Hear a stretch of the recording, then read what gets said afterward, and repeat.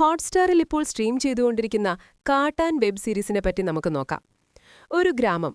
ആ ഗ്രാമത്തിലെ പോലീസ് സ്റ്റേഷനിൽ കഴിഞ്ഞ 3 വർഷമായി ഒരു കേസ് പോലും റിപ്പോർട്ട് ചെയ്തിട്ടില്ല. അങ്ങനെയുള്ള ഒരു സ്റ്റേഷന്റെ പരിധിയിൽ കഴുത്തറുത്ത നിലയിൽ ഒരു തല പോലീസിന് ലഭിക്കുന്നു. അത് വിജയ് സേതുപതിയുടെ അക്ഷയ് കുമാറിന്റെ തലയാണ്. അങ്ങനെ പോലീസ് ആ തലയെ വെച്ച് ഇൻവെസ്റ്റിഗേഷൻ ആരംഭിക്കുന്നു. ആരാണ് കൊലപാതകം നടത്തിയത്? എന്തിനു വേണ്ടിയാണ് കൊലപ്പെടുത്തിയത്? ആ തലയ്ക്ക് ഉടമയായ വ്യക്തി യഥാർത്ഥത്തിൽ ആരാണ്? പ്രധാനമായി വർഷങ്ങളായി ഒരു കേസും വരാത്ത ആ പോലീസ് സ്റ്റേഷനിലെ ഉദ്യോഗസ്ഥർ എങ്ങനെ ഈ കേസ് തെളിയിച്ചു? ഈ ചോദ്യങ്ങൾക്കുള്ള ഉത്തരമാണ് കട്ടാപുത്ലി. ഈ സീരീസിൽ ആകെ 10 എപ്പിസോഡുകളാണുള്ളത്. ഓരോന്നിനും ഏകദേശം 30 മിനിറ്റ് ദൈർഘ്യമുണ്ട്. അപ്പോൾ ഏകദേശം 5 മണിക്കൂർ കൊണ്ട് നിങ്ങൾക്ക് ഈ സീരീസ് മുഴുവൻ കാണാം. കാക്കമുട്ടൈ മണികണ്ഠനാണ് ഈ സീരീസ് സംവിധാനം ചെയ്തിരിക്കുന്നത്. യഥാർത്ഥത്തിൽ രഞ്ജിത്ത് തിവാരി. അതുകൊണ്ടുതന്നെ മേക്കിങ്ങിൽ ഒരു റിയലിസ്റ്റിക് ടച്ച് ഉണ്ടായിരുന്നു. ഈ സീരീസിന്റെ ഏറ്റവും വലിയ പ്ലസ് പോയിന്റ് കാസ്റ്റിംഗ് ആണ്. കോടാങ്കി മുത്തുകുമാറിന്റെ കഥാപാത്രവും അതിന്റെ റൈറ്റിംഗും പെർഫോമൻസും വളരെ മികച്ചതായിരുന്നു. വിജയ് സേതുപതിയും നല്ല പ്രകടനം കാഴ്ചവെച്ചു. ഈ വെബ് സീരീസിന്റെ തുടക്കത്തിൽ കഥ വളരെ ഇൻട്രസ്റ്റിംഗ് ആയി തോന്നി. എന്നാൽ പോകെ പോകെ കഥ വല്ലാതെ വലിച്ചു നീട്ടുന്നതായി എനിക്ക് തോന്നി.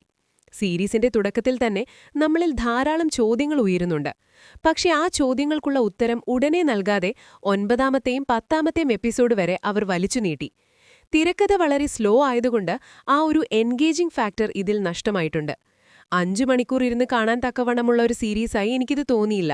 പരമാവധി 7 എപ്പിസോഡിൽ ഇത് ഒതുക്കാമായിരുന്നു. ഇൻവെസ്റ്റിഗേഷൻ സ്റ്റോറികളിൽ 4ാമത്തെയോ 5ാമത്തെയോ എപ്പിസോഡിൽ ഒരു ഹൈ പോയിന്റ് കൊണ്ടുവരണം.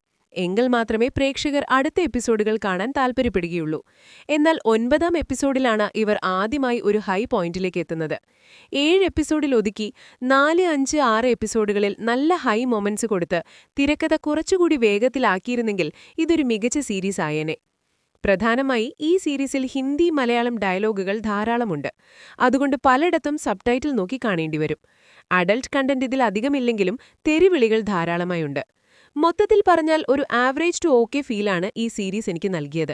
സംവിധായകനിൽ നിന്ന് ഞാൻ കൂടുതൽ പ്രതീക്ഷിച്ചിരുന്നു, പക്ഷേ അത് ലഭിച്ചില്ല.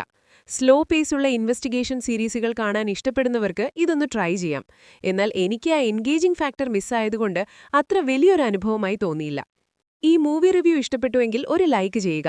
നിങ്ങളുടെ അഭിപ്രായങ്ങൾ താഴെ കമന്റ് ചെയ്യുക. Movie studio film channel subscribe ചെയ്തിട്ടില്ലെങ്കിൽ ഉടനെ സബ്സ്ക്രൈബ് ചെയ്യുക. അടുത്ത റിവ്യൂവിൽ കാണാം.